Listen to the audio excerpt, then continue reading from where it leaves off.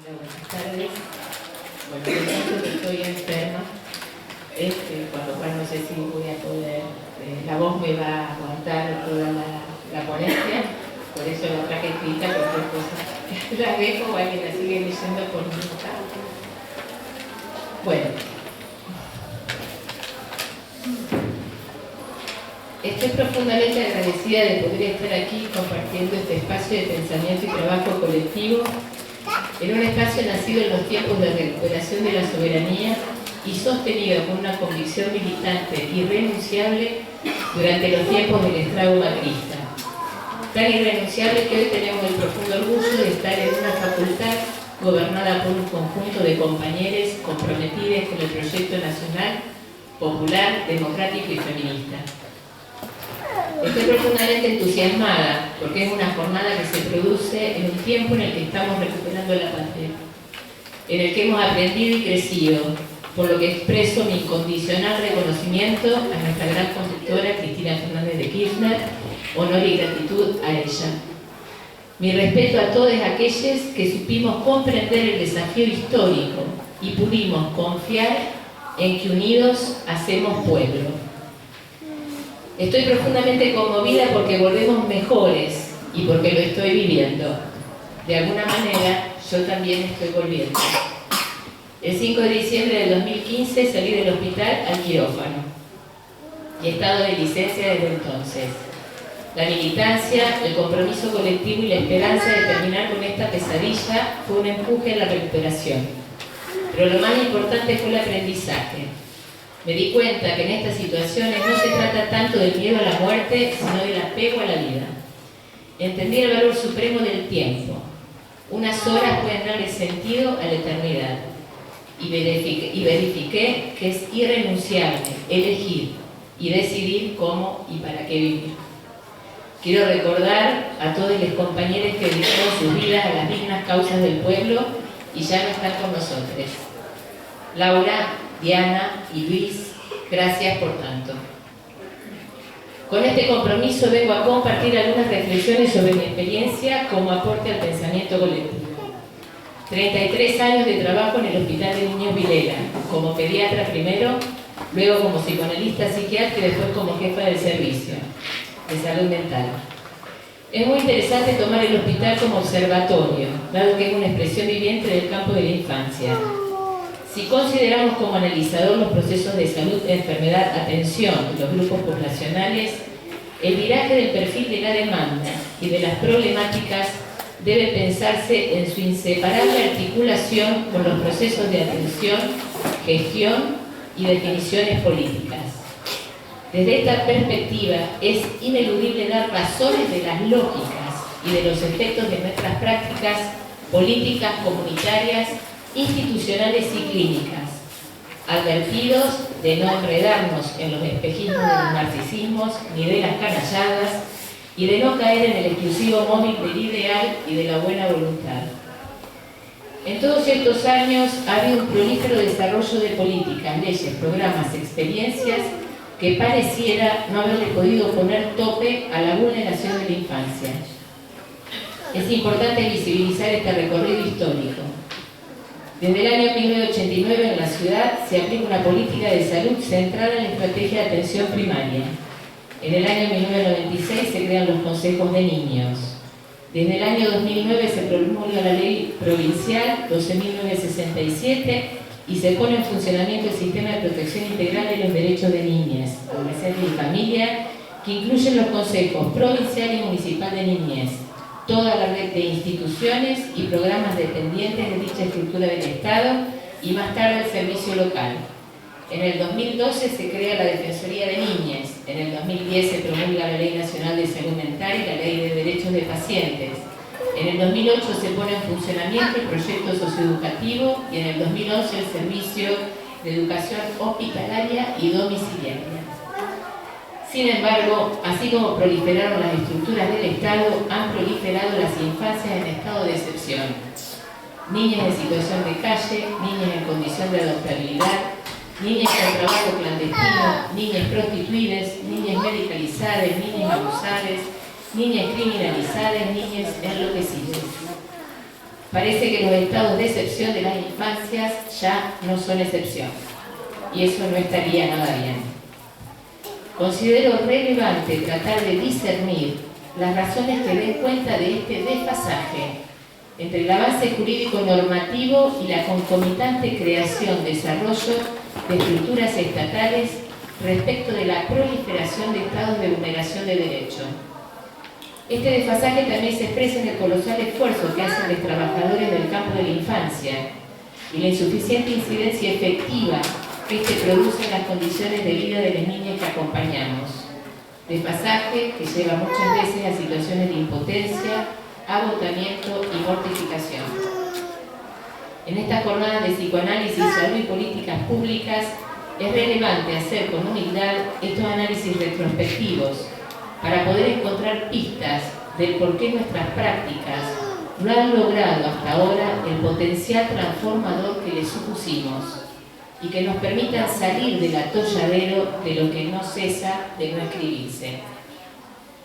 Voy a compartir 4 ejes de trabajo de muchos años que llegaron a logros importantes y sin embargo no pudieron transformar un devenir que se presenta a veces como inexorable. En el año 2000, en el proyecto aprobado para el Servicio de Salud Mental, proponemos avanzar en un diagnóstico epidemiológico que permitiera adecuar las políticas, las estrategias y los dispositivos a las necesidades reales de la población y desarrollar capacidad profesional y estructural propia para atender y dar respuesta a las problemáticas graves de salud mental de la población infanto-juvenil, no habiendo en aquel momento ningún dispositivo ad hoc en la ciudad. Elaboramos un nomenclador de problemáticas que permitiera nombrar clínicamente los padecimientos subjetivos de la infancia y poner tope a la invasión clasificatoria del DSM. Riquísimas deliberaciones clínicas, epistemológicas, políticas, en las que participaron muchos actores. El desafío era desarrollar criterios clínicos y categorías diagnósticas consensuables que permitieran la detección precoz de las problemáticas y la intervención oportuna en la vida de las niñas. Realizamos un registro y seguimiento sistemático de la demanda y de los procesos de atención desde el año 2000, fuente invaluable de información para la gestión clínica y la investigación. Con el impulso que instaló la Ley Nacional de Salud Mental en el año 2010, la flamante dirección convoca un concurso nacional sobre sistematización de información en salud mental y adicción. Obtenemos el primer premio con un trabajo que sistematiza la información brindada por los registros de las consultas durante 10 años consecutivos y que propone una metodología de construcción diagnóstica de los padecimientos subjetivos que contemple de manera integral las manifestaciones psicopatológicas, el contexto sociofamiliar de su emergencia, las condiciones estructurales subjetivas y biológicas del infante y los indicadores de vulnerabilidad y riesgo de cada niña. Tiempo de júbilo. Estaba en el horizonte instalar un debate a nivel nacional para avanzar en un nomenclador común para todo el país. No sucedió. La experiencia está publicada en un boletín oficial. Respecto al desarrollo de la capacidad de respuesta específica a niñas con problemáticas graves de salud mental, hemos atravesado por muy diversas experiencias y fracasos. Todavía no contamos con lugares adecuados para la atención de situaciones de crisis ni dispositivos adecuados de internación y de soporte de externación. En el año 2012 presentamos y acordamos un proyecto con la Dirección Nacional de Salud Mental que no se pudo llevar adelante por falta de acuerdo en la distribución de las responsabilidades recíprocas con las autoridades de la Secretaría de Salud Pública. Recién ahora se está construyendo en el hospital el área de internación de salud mental. Mientras tanto, pasaron 19 años y no les digo cuántos pibes. El otro eje fue la ardua batalla contra el avance de las neurociencias y la medicamentalización, concepto tomado de una tesis de Mario Chavero. En el hospital, las niñas salían con un diagnóstico y un tratamiento según hubiesen llegado a salud mental o a neurología. En el año 2008, con la directora de salud mental y la responsable de farmacia de salud pública, es decir, 3 personas con responsabilidades de gestión, presentamos un trabajo con datos oficiales denunciando el uso y abuso de prescripción de psicofármacos por parte del Servicio de Neurología. Durante años, con distintas autoridades de la Secretaría de Salud Pública, intentamos acordar dispositivos de diagnóstico interdisciplinarios conjuntos y evitar la aplicación automática del DSM. Se instala el gran debate si los diagnósticos, aún los del DSM, son incumbencia de salud mental o de neurología. Proponemos organizar una concurrencia interdisciplinaria de salud mental infanto-juvenil para que la intervención médica no sea cuenta exclusiva de los neurólogos. Los acuerdos interinstitucionales e intercolegiales no son sencillos. Sale la concurrencia de psiquiatras infantos juveniles desde la perspectiva de salud mental. En este sentido debo reconocer que el Colegio de Médicos tuvo una importante implicación y compromiso al aprobar nuestro programa de formación y habilitarme como directora de esa concurrencia. No eran menores los intereses en juego en esa decisión política. Obviamente los laboratorios y la hegemonía de pseudopsiquiatría no apoyaban ese viraje en la formación. No es lo mismo batallar contra el discurso de la tecnociencia desde adentro que desde afuera. El último eje a plantear es la larga historia de lucha que posibilitó el cierre del hogar del huérfano. Hay que recordar esa jornada histórica del levantamiento de los cuerpos indóciles para la liberación. Las niñas tomaron el hogar a palo de escoba, harina, leche y huevos. En todos estos años trabajamos con todas las direcciones provinciales del sistema de protección integral. Debatimos con cada uno de los actores ese nivel de intervención. Se creó la Comisión Ministerial Intersectorial de Monitoreo de las Condiciones de Política de Alojamientos, en la cual incluía la Defensoría del Niño. Se realizó un arduo trabajo de relevamiento de toda la red institucional y se hicieron denuncias e intervenciones en diferentes niveles institucionales y políticos. Poco se pudo cambiar las lógicas y las condiciones del sistema de alojamiento. ¿Qué insiste? ¿Qué resiste? ¿Qué no cesa de no escribirse? Sin duda hay niñas para las que nuestra intervención fue una oportunidad de rearmado de la trama, pero considero que para que nuestras prácticas tengan potencial transformador del sistema, se requiere de decisiones políticas que legitimen y sostengan la materialidad de ese cambio cultural. Voy a situar ahora algunos conceptos que a mí me han servido como principios ordenadores de mi práctica como analista en salud pública y en el campo de la infancia. La práctica del psicoanálisis es una práctica de discurso y por lo tanto puede intervenir generando condiciones de subjetivación y descompletando formulaciones coaguladoras de sentido en cualquier dimensión, política, institucional, comunitaria y clínica. La práctica del psicoanálisis hace a la preservación del lazo social y al resguardo de la realización subjetiva con y entre otros. El discurso del capitalista, que por estructura arrasa con las condiciones del discurso, no tiene reverso. Se retroalimenta anulando la función de la diferencia, por lo que la única opción de contrarrestarlo es agenciar un discurso que tenga la potencia de reinstalar significantes ordenadores de la estructura simbólica. Este concepto es fundamental. El niño como sujeto de derecho tiene derecho a advenir sujeto. El advenimiento subjetivo en un niño no es natural y no siempre sucede. Allí donde eso era, el sujeto debe advenir. La infancia es un dispositivo que permite el despliegue de los tiempos y la efectuación de las operaciones instituyentes de la subjetividad. Es el dispositivo que oferta el andamiaje para que la estructura subjetiva del infans se efectúe y se selle.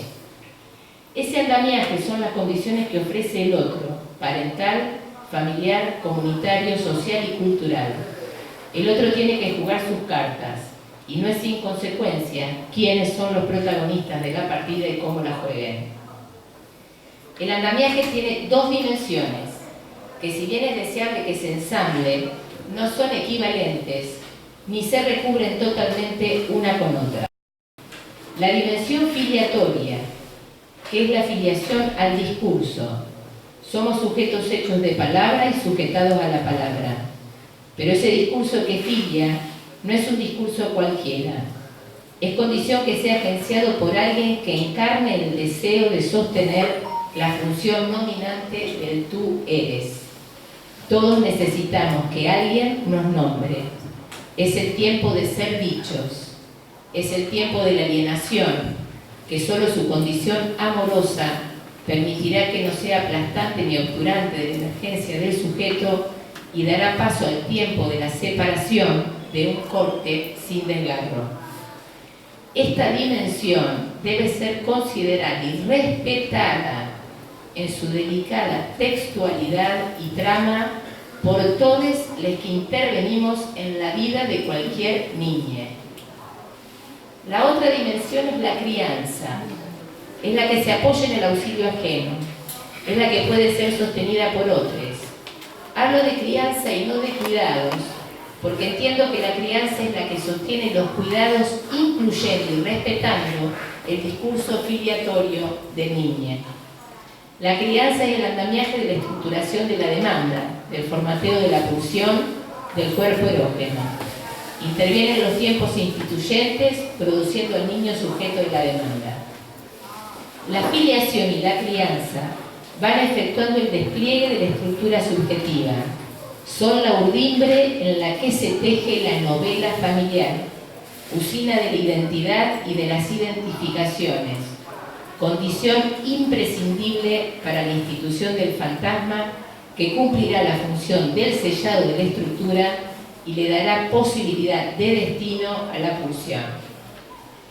Estas formalizaciones clínicas son imprescindibles para entender que el armado de la novela familiar como relato imaginario de la conjunción operatoria de la filiación y la crianza es fundamental para que la pulsión encuentre su destino, que de no producirse quedará detenida encontrando salida en la vuelta sobre sí mismo o la transformación en lo contrario. Cuando hablamos de infancia en estado de excepción, hablamos de niñez en los que algunas de estas condiciones constitutivas fallan o están ausentes. Desde lo clínico puede haber obstáculos de diferente gravedad en la filiación, en la crianza, en el armado de la novela familiar. Cada una de estas dificultades tiene diferentes modos de expresión como padecimiento subjetivo, produce disrupciones en la estructura y requiere modos específicos de intervención. Retomando la dimensión política, estamos prontos a recuperar el gobierno, somos un montón de compañeros profundamente comprometidos con que la infancia sea, por lo cual debemos pensar profundamente cómo reinstalamos las condiciones necesarias para que las niñas no sean el botín triunfante del neoliberalismo, como los restos desafiliados, parias, desabonados de sus novelas familiares, a la deriva de las identificaciones y de los bienes culturales. El Estado debe ser el garante del dispositivo de infancia. Debe agenciar con firmeza un discurso que desde lo social filie a todas las niñas. Recuperar el valor simbólico y cultural de los únicos privilegiados son los niños. Es fundamental que se gestione y se provean las condiciones de aplicabilidad de la Ley de Protección Integral, con asignación de presupuesto acorde, trabajadores en dignas condiciones laborales, capacitación permanente, programas, instituciones y dispositivos diseñados y sostenidos de acuerdo a las necesidades reales de las niñas, repensar los modos de toma de las medidas excepcionales, resolver el limbo jurídico en el que quedan las niñas en condiciones de adoptabilidad, reforzar las casas para adolescentes y programas de autonomía progresiva. No se puede permitir más que el Estado sea vulnerador de los derechos de las niñas ni que los trabajadores queden siendo víctimas de su desidia. Las casas de alojamiento no pueden transformarse en lugares de encierro, al estilo de manicomios infantos juveniles, ni el Estado desentenderse de toda responsabilidad, alojando adolescentes en pensiones y hoteles, solo esperando que pase el tiempo. Es imprescindible la articulación de políticas serias entre la Dirección de Infancia, Educación, Salud, Cultura, Deporte. Si no logramos avanzar en esa lógica, podremos repetir 1000 veces discursitos del niño como sujeto de derecho, pero a la hora de intervenir en la vida de alguien, le partimos en varios pedacitos, y no solamente volvemos al niño objeto de intervención, sino que como ahora somos un sistema de protección, producimos varios niñes objeto de intervención según los actores que intervengamos. A mi entender, una instancia integradora y superadora de esta fragmentación es elaborar y diseñar políticas públicas de crianza, con soporte familiar, comunitario e institucional. Debo decir, pues lo he planteado en muchos espacios, y no podría no decirlo en este, que no acuerdo con la ley de adopción. Considero que cada niña tiene el derecho a conservar su historia genealógica. Opino que es más favorable para los derechos del niño y su advenimiento como sujeto pensar en una ley de crianza, que pueda ser criado y hasta afiliado por otros, pero sin perder las marcas filiatorias que haya de su origen. Además, considero que es producto de una injusticia social que las niñas que quedan en condiciones de adoptabilidad sean las niñas de la pobreza.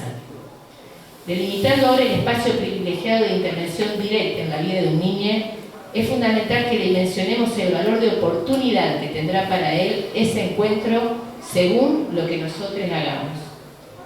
No consideraré por cuestiones de tiempo las situaciones en las que las niñas son víctimas de un delito. Prefiero visibilizar las situaciones en las que la vulneración de derechos o el enloquecimiento del niño y su familia es parte de una trama amplia de vulneración de derechos y de condiciones de extrema precariedad cultural, social y material. Sugerencias a precisar. No hay peor cosa para un niño que sentir vergüenza de su origen, de sus raíces, de su historia, y que ésta sea desechada. Él es esa historia. Escuchar, alojar, valorar y ayudarlo a preservar el discurso que lo filia y las lógicas de crianza de las que viene es restitutivo de su universo subjetivante. Debemos intentar recomponer con extrema delicadeza esa trama. Delia Cancela, una artista plástica, relata que su madre le decía: vos sabés lo que hacés. Y ella manifiesta: eso es mortal cuando sos chica. Me pareció muy encantador y fresco como manera de decir que el niño necesita de un adulto que sepa lo que tiene que hacer, que asuma la función ordenadora y la responsabilidad de esa función. Este es un tema a debatir y a definir. ¿Qué instancia se erige en esa función en una estrategia de restitución de derechos? No puede haber 5 adultos disputando la toma de decisiones respecto de la vida de un niño. Todos sabemos cómo las niñas que andan por los circuitos de restitución de derechos rápidamente nos pescan las tensiones, contradicciones y ambivalencias de nuestras intervenciones, haciéndose luego muy difícil, por no decir imposible, recomponer la eficacia simbólica de la intervención. Es imprescindible que el niño vuelva a creer en la palabra de un otro. Tenemos que pensar y acordar, diferenciar lugares y funciones entre los intervinientes en la estrategia de restitución y respetar el alcance de cada una de esas instancias. La última cuestión que quiero plantear es la situación discrecional respecto de las situaciones en las que intervenimos. No solo porque mayoritariamente son las niñas pobres, sino que además son los casos que por alguna razón se visibilizan ruidosamente. Tenemos la responsabilidad de bregar por políticas públicas que permitan ir construyendo una red y entramado de crianza para que las niñas tengan la posibilidad de ser parte de una historia colectiva que les incluya y les cuente como los verdaderos protagonistas y hacedores del futuro. Para concluir, y celebrando las situaciones para quienes sí nuestra intervención fue una oportunidad, comparto una. Mis 2 hijas me cuentan que un muchacho les anda preguntando por las redes si son hijos míos y les pide mi celu. Cuando me muestra su foto, me emocionó profundamente. Gabriel, devenido hombre, había hecho todo un recorrido para ubicarme. Me cuenta que está trabajando en la MUNI, fue un egresado de la escuela de jardinería. Orgulloso me envía fotos de su casa, de sus amigues y me dice: Andrea, ¿me podés contar cómo era yo de chiquito? Amoroso registro de Gabriel que él contó para otro que puede contar de él. Gracias.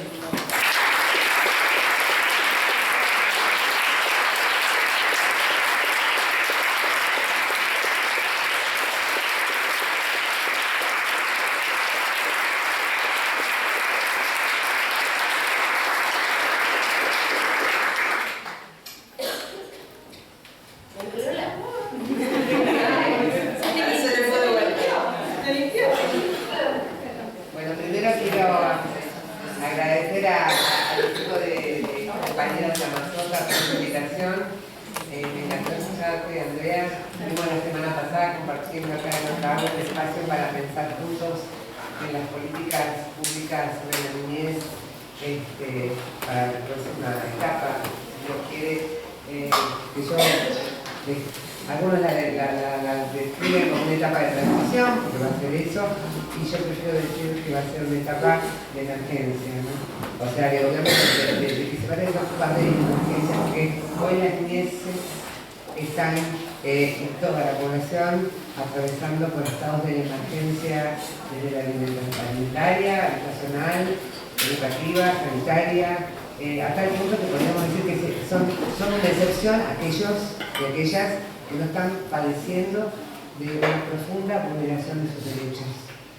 Al respecto, uno está acostumbrado a hablar de este sector de la población como un sector particularmente vulnerable. Yo creo que a raíz de las políticas de los últimos 4 años, lo podemos definir como un sector de la población particularmente vulnerado. ¿Sí? Ha sido profundamente vulnerado, y creo que en esto es interesante que nos quedemos pensando no solamente la gran cantidad de niños y niñas que han caído bajo niveles de pobreza de los cuales no tienen acceso a ninguno de los derechos que manda la ley, la 26.061, que está en la Convención Internacional de Derechos de los Niños y Niñas y Adolescentes, incorporados en la Constitución Nacional, y que este año se cumplen 30 años, ¿sí? Y no se están cumpliendo esos derechos de 6 de cada 10 niños de la Argentina. Con esto me parece que creo que lo que hay que ponerse en la mesa es que estamos hipotecando nuestro futuro, porque ellos representan nuestro futuro como sociedad y están profundamente vulnerados en todos sus derechos, en todos y cada uno de sus derechos. Pero esta vulneración de derechos sobre estos niños más pobres, digamos, estos pobres de la población, terminan impactando de una u otra manera en aquella minoría, el sector minoritario de niños y niñas ricos, o de clases medias que no han caído, como dice nuestro actual presidente, en la escuela pública, por ejemplo.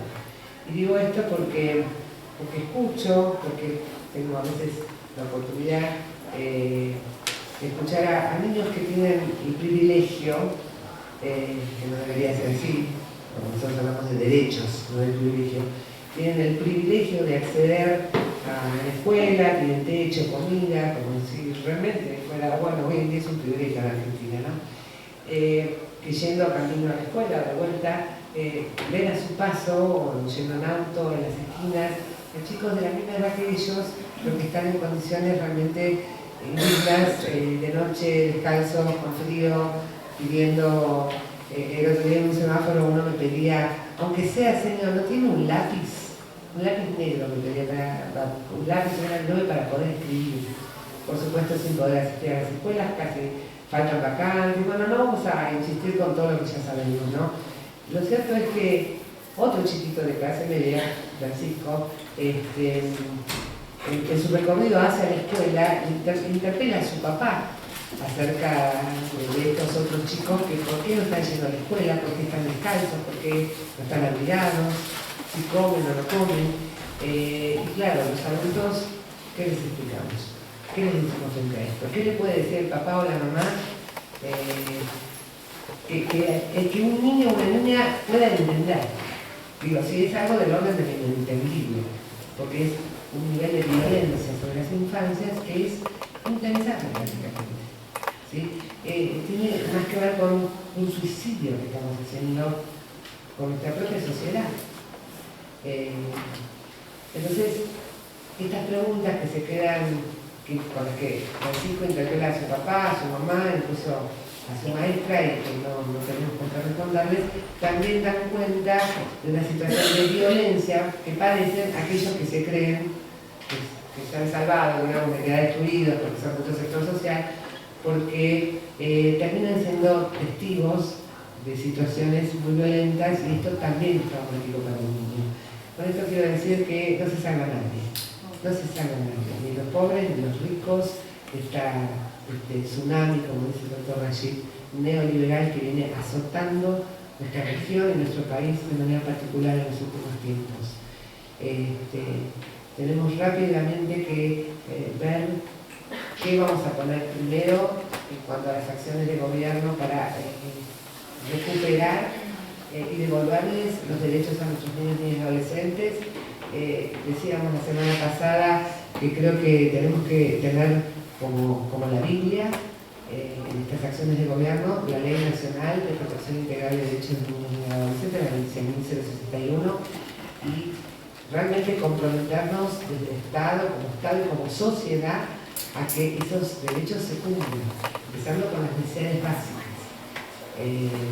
Y dejar para un segundo momento que se hayan recuperado estos derechos fundamentales y que se están hipotecando nuestro futuro como sociedad, para profundizar en otra serie de acciones y líneas políticas que nos debemos en varias áreas. Una de ellas es la formación de los profesionales de grado, que después nos ocupamos de niños y adolescentes, porque lo cierto es que Andrea viene describiendo una trayectoria desde la década de los 90, yo podría describir otra semejante en distintos puntos del país, Mercedes también, Silvia también, y miren, comparto con ustedes algunos datos acerca de una problemática que ella mencionó, pero que como muestra sobre un botón respecto a lo que es la vulneración de derechos de los chicos, la violencia de las infancias que supone al mercado, a las lógicas del neoliberalismo imperando, en este caso, en el campo de la salud mental de nuestros chicos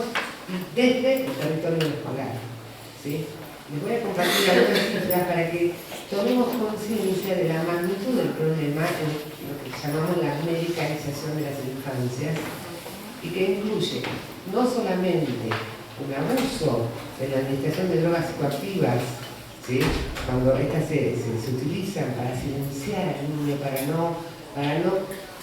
que se vuelva a funcionar un sistema y deje de molestar, sin ocuparse de ver y de escuchar a ese niño y de ver de qué historia y de qué contexto emergen sus conductas delictivas, de manera tal que terminamos así privatizando problemáticas complejas y atribuyéndoselas a los niños a partir de discursos biologicistas que se desentienden, vuelvo a decir, de todo lo que tenga que ver con lo psicosocial. Bueno, ese tipo de discursos hegemónicos ha ido avanzando desde los 90, que aterrizó en la región sobre la población infantil, pero no paró, no se frenó tampoco durante nuestra gestión. Esto nos está hablando de estas lógicas neoliberales que nos han colonizado incluso a nosotros, a quienes hoy estamos acá, estamos colonizados por estas lógicas y tenemos por eso hoy más que nunca la necesidad de trabajar en equipo para podernos ayudar mutuamente, decir, sí, compañera, te estás desbarrancando por acá o por allá, porque nadie está a salvo de que estas lógicas, ¿sí?, se terminen introduciendo en nuestras prácticas, en nuestros vínculos cotidianos y por supuesto en nuestras propuestas de abordaje o de intervención en nuestros trabajos con niños y adolescentes. Yo hace años me vengo ocupando del tema de la medicalización de las infancias, pero lo cierto es que la cantidad de derechos vulnerados, empezando por la falta de vacunas, la falta de alimentos, las escuelas que se vienen abajo. Hoy murió un niñito de 3 años en Ciudad de Buenos Aires, se vino abajo una precaria vivienda en Ciudad de Buenos Aires que no tenía controles y que el Estado de la Ciudad de Buenos Aires, una de las ciudades más ricas del país, mira para otro lado mientras pone macetas, controles por todos lados. Bueno, frente a esto, la verdad es que el tema del abuso de la medicalización, en mi trayectoria como ciudadana, como mujer, como madre, como profesional, pasó a un segundo plano, ¿no? Hoy, primero, que los chicos coman, vayan a jugar, hoy entre paréntesis es el Día Internacional del Juego, puedan jugar, para eso tienen que estar comidos, pueden ir a la escuela a aprender, para eso tienen que comer, para eso tienen que tener un techo y no llegar a la escuela muertos de frío y de hambre, para eso tienen que tener maestros y maestras que estén lo suficientemente acompañados, lo suficientemente cuidados como para que puedan a su vez alojar y cuidar a nuestros chicos y a nuestras chicas en edificios que también los puedan proteger del frío. En este momento sabemos que por todo el país, pero en Buenos Aires cotidianamente se suspenden las clases o por pérdidas de gas en las escuelas públicas o por cortes de luz o por derrumbes en determinados sectores de escuelas, además la cantidad de escuelas que no existen y que han dejado sin matrícula a muchísimos chicos en situación literalmente de calle o que han sido suplidas por centros de atención a la primera infancia que en realidad no son escuelas ni pertenecen al sistema educativo y que los están usando también para hacer negocios desde el mercado de la industria farmacéutica, porque aprovechan esos centros, los CPI, no sé si ustedes escucharon, para, encubiertos de esta cuestión de hacer detección temprana, ingresar y administrarles, entre comillas, test, que en realidad hay todo un tema de eso, que son instrumentos para justamente patologizar a nuestros chicos, patologizar, con esto quiero decir, ponerles etiquetas de trastornos mentales, atribuyéndoles además la causa de estos supuestos trastornos mentales a hipotéticas deficiencias neurológicas de origen genético, que son las que vienen de la mano del DSM, que Andrea también lo mencionó. Un manual que es el caballo de Troya con el cual la industria farmacéutica entra al campo de la salud mental y aterriza, que es lo que nos ocupa en esta mesa, sobre las infancias desde las escuelas. Y al respecto quiero recordarles que tenemos leyes y leyes maravillosas, como la Ley Nacional de Salud Mental, que es nuestra obligación conocerlas si queremos empezar a hacer algún tipo de cambio, ¿no? Además de enseñarlas en la facultad. La Ley Nacional de Salud Mental, ¿sí?, en su reglamentación del año 2013, del 2013, prevé en un artículo que no se use el DSM. Dice claramente que aún, porque primero la ley, ustedes la conocen supongo, busca que no se hagan diagnósticos de tipo clasificatorios, estigmatizantes, porque de eso no se trata hacer un diagnóstico en salud mental, sino de lo que se trata es de generar dispositivos de escucha para entender de dónde viene el sufrimiento psíquico y pensamos en este sentido en fundamentalmente identificar los principales determinantes o condicionantes del sufrimiento psíquico de tipo psicosociales, ¿sí? Sin embargo, hay en ocasiones, como decía Andrea, por razones, por ejemplo, epidemiológicas, que apelan a algún tipo de categorización o clasificación de problemáticas en salud mental, y la ley nuestra, la DSM 067, prohíbe el uso del DSM cuando uno lee en su reglamentación, donde dice explícitamente que en casos de tener que realizar investigaciones epidemiológicas y tener que apelar a algún tipo de manual clasificatorio, etc., hay que apelar a alguno que esté reconocido por nuestro Estado Nacional o por algún otro Estado con el que nuestro Estado Nacional tenga convenio o acuerdos.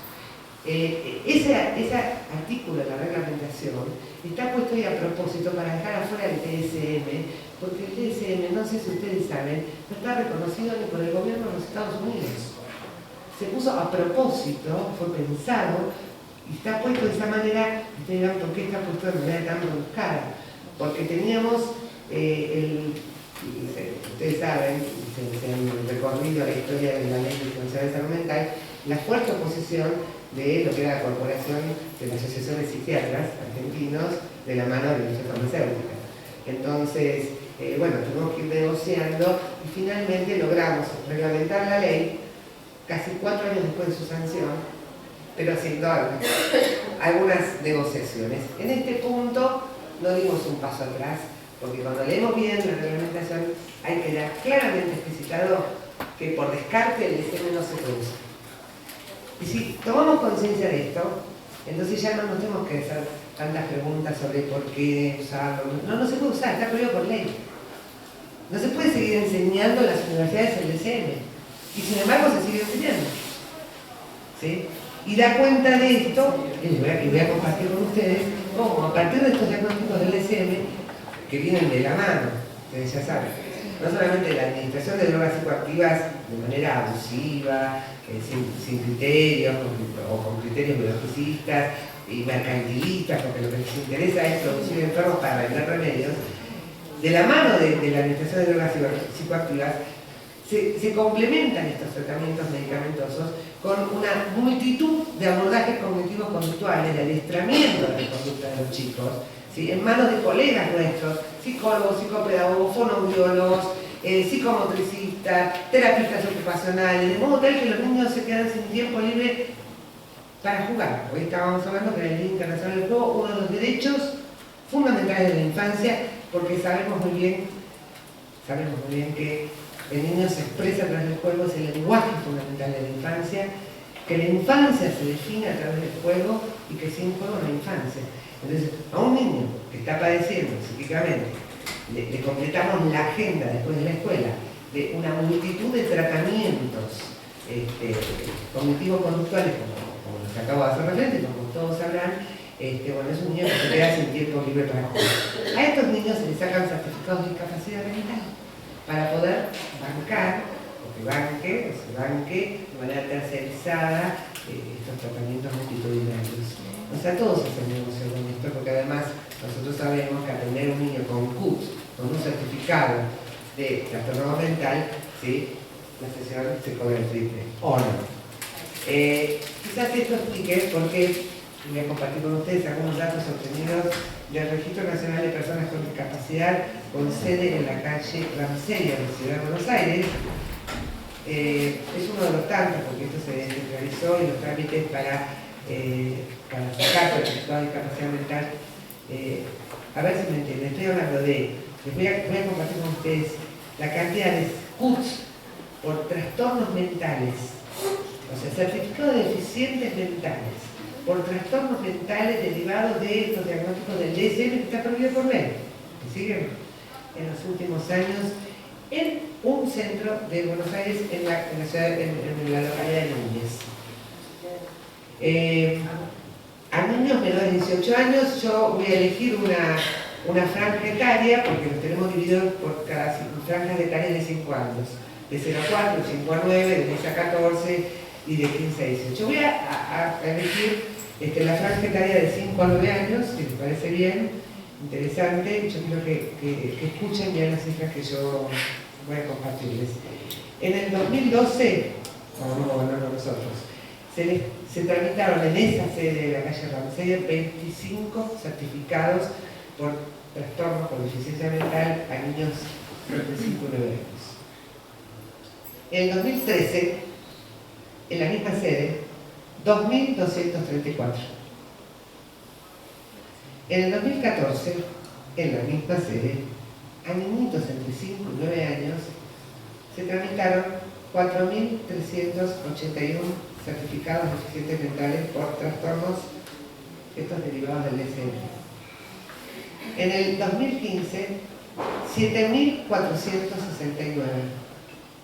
¿Me siguen?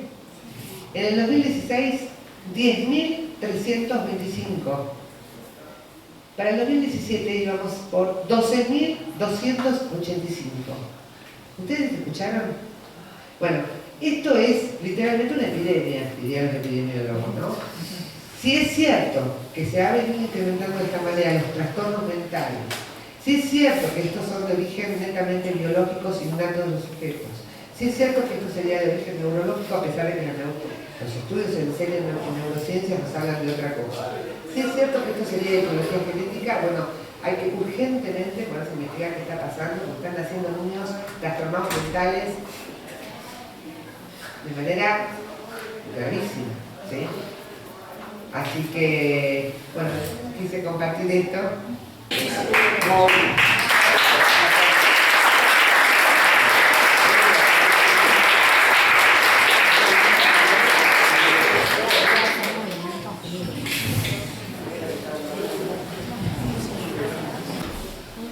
Bueno, en este acto de naturalización de que un niño tenga que pedir para comer a la noche, empiezo a hablar. Tratando de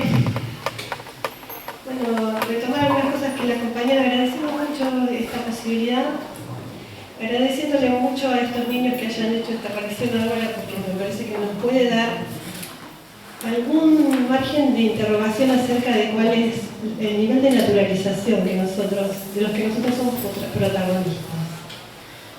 En el punto en el cual hay una necesidad urgente que tiene que ver con lo que el niño enuncia, pero hay algo que es emergente y que es mucho más preocupante, y que es que nosotros en una facultad como esta todavía no hayamos podido hacer algo para garantizarle a estos niños a pesar de los esfuerzos, yo he estado hace muchos años en este proyecto, para garantizarles a estos niños la infancia en términos de los que a lo mejor ustedes no están de acuerdo con lo que yo voy a decir, en términos de los fundamentos éticos del sujeto. Yo voy a tratar de poner en relación la formulación de una construcción de infancia que tenga que ver con esta época, con las disputas hegemónicas que abarcan el concepto de infancia, y también en relación a la situación de la infancia en términos intergeneracionales. Andrea decía, hablaba de filiación, hablaba de crianza, y a mí me parece que filiación es una llave para pensar muchas de estas cuestiones en términos de dónde nos ubicamos nosotros, porque a veces ubicamos los problemas de la infancia, pero no ubicamos que la dependencia del cachorro humano nos deja a nosotros como los responsables y los garantes de esa infancia. Por eso yo me interrogo y sigo interrogándome, y me parece que nos tenemos que interrogar todos acerca de este gesto por la urgencia, que es darle dinero a un niño que viene a pasar su gorra. Y cuánto de esto no los deja a ellos en el lugar que ellos merecerían tener, y cuánto nos deja a nosotros tranquilos un rato. Cuánto hacemos por ellos en ese gesto, y cuánto hacemos por nosotros mismos. Esta pregunta me parece que también se puede formular en términos de dimensión institucional. ¿Cuánto las instituciones hacen en función de sus propios funcionamientos? ¿Y cuánto hacen en función de coartar el poder para que emerja un intervalo donde la infancia sea posible?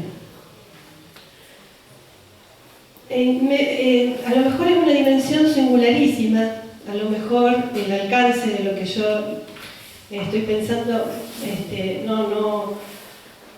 no abarca todos los problemas que recorrió Andrea, por ejemplo, en la larga trayectoria de la que hemos compartido algunos tiempos.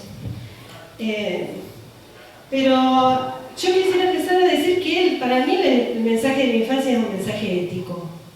Es un mensaje que no está exento de poder volver a pensar el poder y la política en estos términos, no solamente en términos de la formulación de políticas públicas, que sin ninguna duda tiene alguna relación con lo que yo voy a tratar de enlazar, sino en términos de la coartación del poder de dominio sobre el otro, que implica necesariamente el lugar donde se va a alojar ese sujeto, y que es, para mi gusto, la única garantía de infancia. Que el poder no sea omnímodo, que realmente haya un retroceso de la impunidad, porque impunidad e infancia no pueden ir juntas.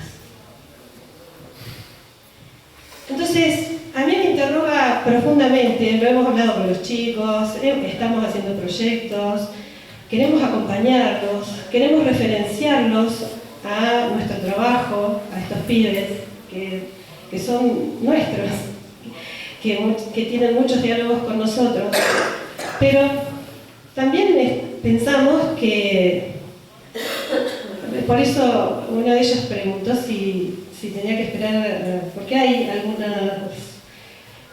modos de incluirnos en estos diálogos en donde, por ejemplo, nosotros le ponemos algunos límites, les decimos que no interrumpan las clases, que nosotros estamos trabajando, los invitamos a saber qué es lo que estamos haciendo, a muchos a veces los invitamos a tener un diálogo que implique sus intereses, pero bueno, evidentemente nos cuesta mucho hacer retroceder algo que está absolutamente naturalizado, y es que ellos tengan que vivir de lo que nosotros les damos en estos términos, que de alguna manera son términos degradantes.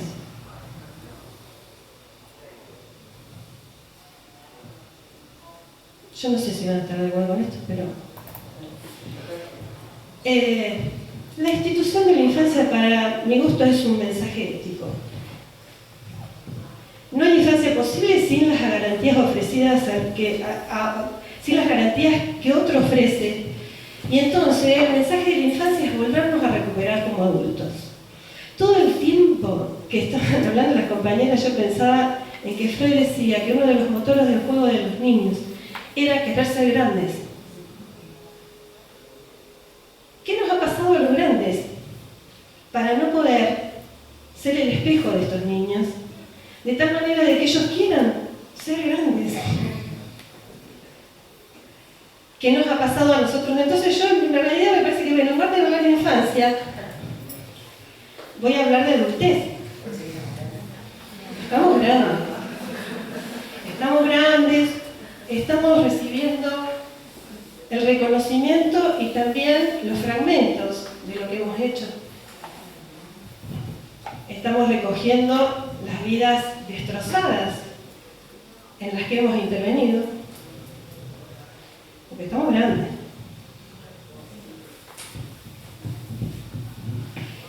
Y me parece que tenemos todavía mucho que aprender. ¿Y de qué tenemos mucho que aprender? De esta idea de que las responsabilidades y las concertaciones y el poder siempre está en otro lado. ¿No? El poder lo tiene el Estado, el poder está concentrado en algún lugar abstracto. El poder, a mí me parece que a lo mejor la oportunidad de reunirnos entre todos es poder pensar qué podemos nosotros y qué oportunidades estamos dejando pasar cuando intentamos todo el tiempo ubicar que la responsabilidad es de otro. Y cuánto frente a esto nos infantilizamos y entonces dejamos de ser un espejo agradable, ambicioso en términos de querer ser grande para un niño. Entonces, bueno, estoy hablando de que el fundamento ético es una condición sine qua non para la infancia y tiene que ver con que la infancia de un sujeto será posible solo si se lleva a cabo ese requisito ético que la diferencia de poder y de saber amerita en la simetría adulto-niño. Y me parece que hay algo de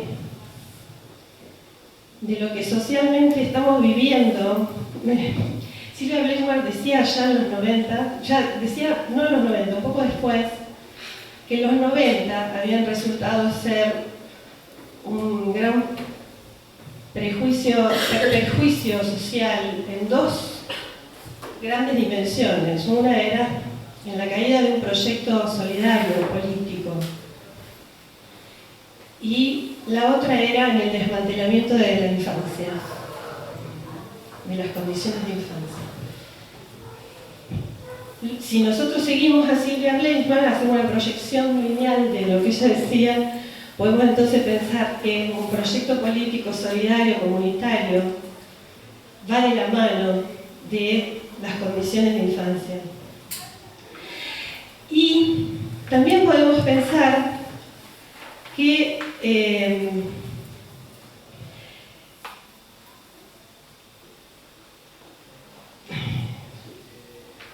todo lo que atente contra la posibilidad de que volvamos a refundar esta cuestión que el psicoanálisis nos aporta, de que sujeto y otro se constituyen al mismo tiempo, que el sujeto no es sin el otro, o que sea, que necesariamente las condiciones de alteridad hacen a las condiciones del sujeto, nos permita refundar un proyecto de comunidad un poco más solidario, donde haya lugar para cada uno y para todos. Entonces, yo decía, que es la simetría de saber y de poder entre niño y adulto y la responsabilidad que esa simetría impone al adulto en función de la restricción de su propio goce y de su propio dominio, lo que define los términos con los cuales la construcción de legalidades en el nivel de la subjetividad debe ser definida. Esta expresión es muy cercana a una concepción que Ulloa nos legó, que es él hablaba siempre de la institución de la ternura, no sé si se acuerdan. Cuando pensé en el título de esto que estaba escribiendo, pensaba en poner algo así como el fracaso de la ternura es el fracaso de la política. ¿Qué tiene que ver la ternura con la política? La ternura es una apuesta política en estos términos, y puede haber política con ética. No necesariamente la política es la desmentida de la ética. Necesariamente la política que conciba un lugar para cada uno, que conciba que cada sujeto tiene derecho a ser instituido como tal, necesariamente tiene que descansar en las condiciones de las que Ulloa nos hablaba acerca de la ternura. Él decía que la ternura, se lo voy a leer porque siempre lo confundo, está definida por la coartación del apoderamiento del otro. Fíjense, si nosotros nos ponemos a pensar en lo que los miedos de comunicación, como dice Galeano, nos transmiten todos los días sobre el otro, lo que construyen acerca de la alteridad, ¿cuán a contramano está de esto que estamos proponiendo? ¿Cuánto tenemos que deconstruir en esto que es una batalla cultural para volver a abrir el pensamiento y las discusiones en términos de esto que el psicoanálisis nos dona como un principio princeps, que es que sujeto y otro se constituyen al mismo tiempo? Ulloa decía que la ternura tenía dos condiciones: la empatía, que garantizará el suministro adecuado, calor, alimento, arrullo, palabra, y el miramiento, que es mirar con amoroso interés. Bueno, Andrea también habló algo de esto. A quien se reconoce como sujeto ajeno y distinto al mismo tiempo. No a quien se reconoce como espejo narcisista, en la tensión agresiva que eso significa y en la hostilidad que genera, sino el miramiento al otro como diferente, pero al mismo tiempo como semejante.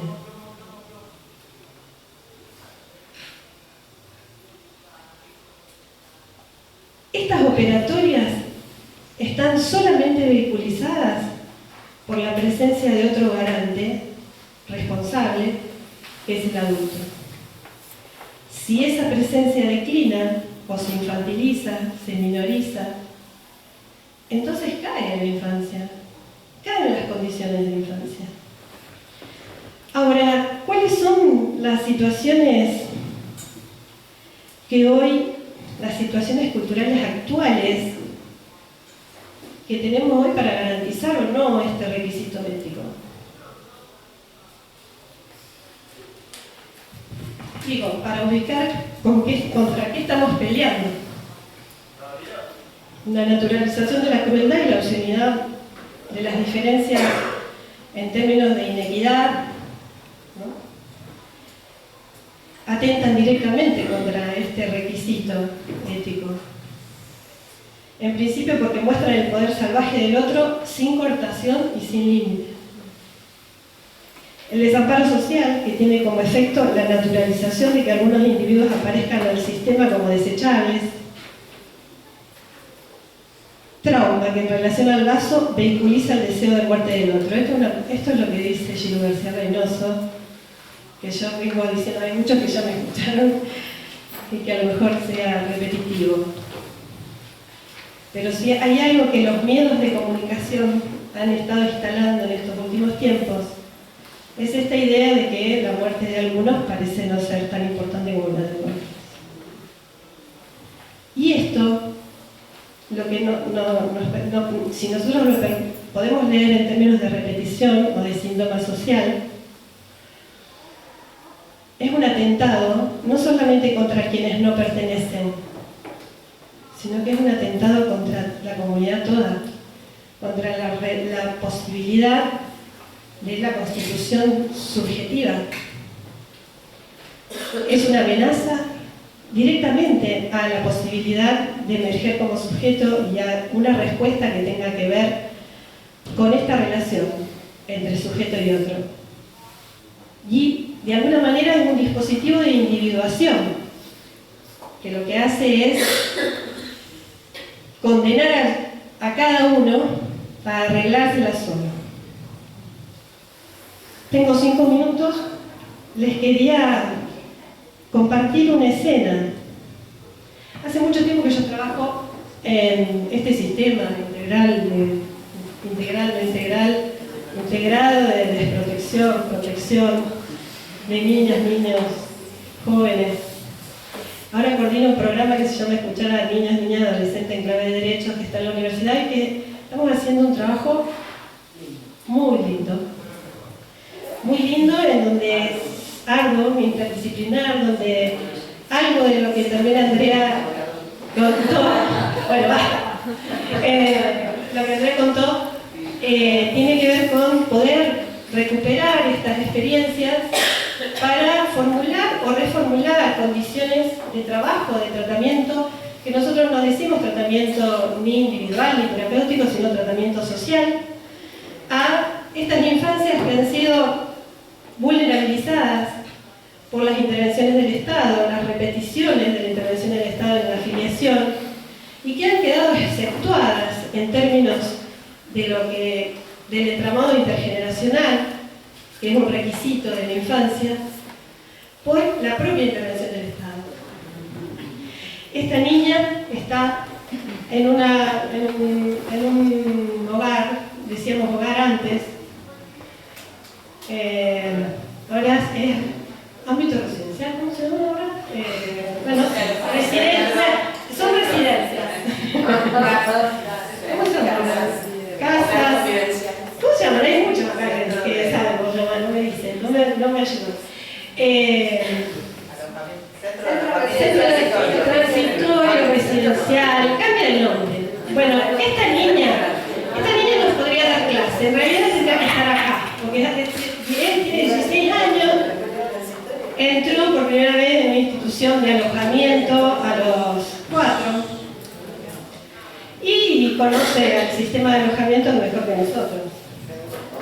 O no tan mejor, pero más o menos. Está en su dormitorio, o en el dormitorio que comparte con otras compañeras. En la pared hay escrito un nombre. Y al lado de ella está un acompañante confidencial. ¿Se siguen llamando así? Antes se llamaban preceptores, senadores. En otros lugares, tíos. Todo esto da para un capítulo aparte. Podemos seguir hablando. Si quieren 30 años de recorrido, bueno, que tiene su secuela. Pero que...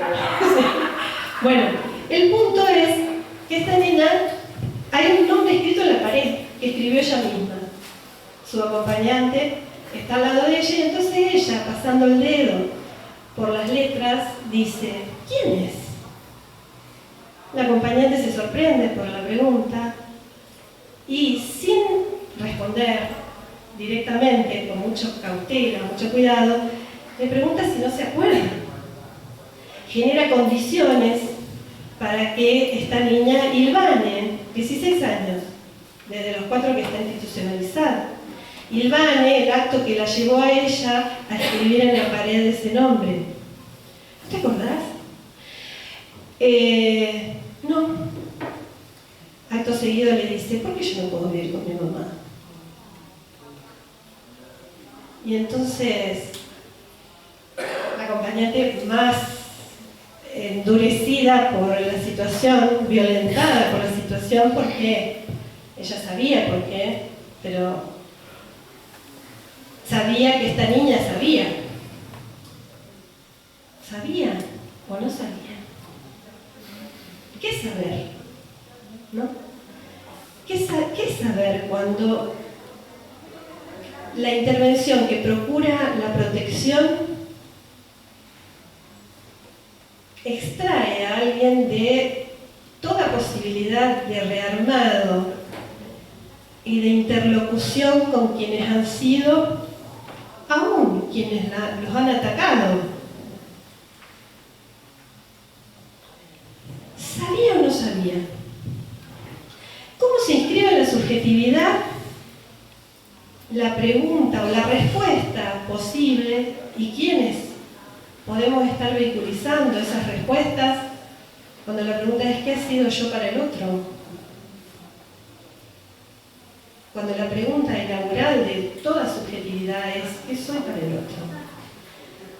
El problema de nuestra formación es que nosotros creemos que el otro es la madre. Es esa que lo parió. Es la que lo... Y a lo mejor las funciones de filiación son institucionales. Y la madre es nada más que mediadora de ese medio cultural, depositaria a lo mejor de una responsabilidad, pero no de toda. Por lo tanto, pensar así nos permitiría, de alguna manera, volver a hacernos cargo de este lugar de grandes. Estamos grandes. Esta niña está leyendo otra cosa, está queriendo reescribir otra cosa y lo puede hacer porque tiene a alguien al lado. Tiene a alguien al lado a quien volver a preguntarle algo que ya sabe, probablemente, pero que no ha podido elaborar. Marcas que quedan en la pared y que no han tenido oportunidad de elaboración porque no han tenido posibilidad de interlocución, de historización. Para mí, yo no sé, ya está el tiempo. La historización no, es una interpelación, ¿no? Me parece que pensar en la infancia es volver a llamarnos a nosotros mismos, a llamar a nuestra responsabilidad. Nuestra responsabilidad si un niño está medicado, ¿por qué está medicado? ¿Quién lo medicó? Yo escucho muchas veces en las supervisiones, en los retrabajos, que nos quedamos con no poder ejercer ni siquiera la pequeña porción de poder que sí podemos poner en juego. Sí podemos poner. Nosotros podemos poner en juego el acompañamiento de estos pibes en la facultad. El poder volver a acompañarlos a su escena escolar, volver a acompañarlos a su escena familiar, acompañarlos como referencia, poner en juego también, poner en juego, no solamente sacar la monedita, porque eso nos puede ayudar un ratito hoy, pero me parece que están acá porque encuentran otra cosa y porque piden otra cosa, porque llaman a otra cosa. Los pibes siempre saben con quién están. Los pibes son los que nos marcan de alguna manera, nos balizan a través de sus pequeños gestos, de sus reinscripciones, cuál es el lugar que nos toca, a dónde estamos llamados, a sostener una pregunta, a acompañar, a volver a crear condiciones para la elaboración de un lazo que fue interrumpido hace mucho tiempo y que porque fue interrumpido hace mucho tiempo quedó monumentalizado en la subjetividad, como idealizado al punto de que no va a haber ninguna otra posibilidad de lazo que no sea el de esa madre perdida, secuestrada, desaparecida por la intervención del Estado. Bueno, dejo abiertas estas reflexiones para que podamos tener un intercambio y no los aburro más.